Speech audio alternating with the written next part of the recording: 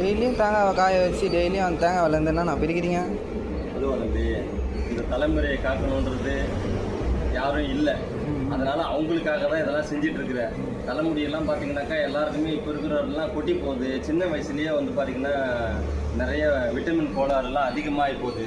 அதனால் என்ன பண்ணணும்னா இந்த தலைமுறையை காக்கிறதுக்காக புதுசாக ஒவ்வொரு நாளும் பார்த்தீங்கன்னாக்கா காய வைக்கிறோம் இல்லைங்களா, காய வச்ச உடனே பிரித்து இந்த ஒயிட்டாக இருக்கிறத தான் நம்ம பொறுக்கி இந்த ஃபஸ்ட் கிளாஸ் எண்ணெயை நம்ம கொடுக்கணுன்றதுக்காக ரெடி பண்ணிகிட்டு இருக்கோம்.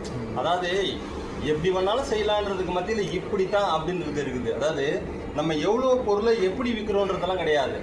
நம்ம கொடுக்கறதுக்கு அளவுக்கு அச்சீவ்மெண்ட்டில் யாருமே இருக்கக்கூடாது. என்னோட வேலையில் என்னோட தரத்தில் இறைவன் எனக்கு கொடுத்ததை நான் உன்னதமாக உள்ளதை உள்ளபடி உள்ளவாறு என்ன இருக்கோ அதை அப்படியே கொடுக்கணுன்றதுக்காக தான். அதில் எந்த விதமான ஒரு சேஞ்சஸும் இருக்கக்கூடாது. இறைவன் படைப்பில் இந்த தேங்காய்லாம் வந்து பார்த்திங்கன்னா மிகப்பெரிய ஒரு பொக்கிஷம்.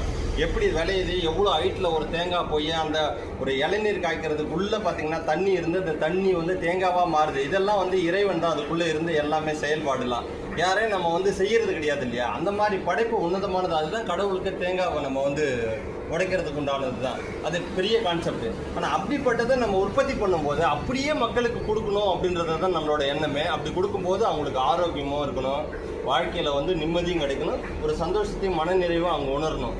ஓகேங்களா? அதுக்காக தான் இந்த தலைமுறைக்காக தான் இதெல்லாம் நம்ம தொடர்ந்து செஞ்சுட்டு இருக்கோம். எல்லாரும் நல்லா இருக்கணும். நன்றி, சந்தோஷம், வாழ்க வளமுடன்.